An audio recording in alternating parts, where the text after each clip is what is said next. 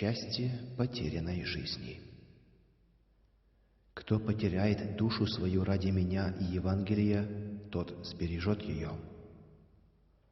Марка 8:35.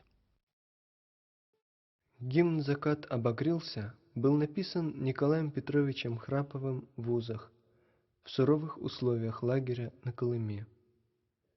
Мужской хор, состоящий из 30 страдальцев-христиан, обливаясь слезами, впервые исполнил его там же, за колючей проволокой. В 60-80-е годы, когда наше братство переживало жестокие гонения, этот гимн стал одним из самых любимых для многих узников-христиан, ободряя их и укрепляя веру в суровых испытаниях. Автор гимна Николай Петрович остался верным Господу до конца своей жизни. 28 лет. Таков общий срок, который он провел в заключении. Господь призвал его к себе в 68-летнем возрасте, когда он отбывал очередной срок в лагере на Мангышлаке.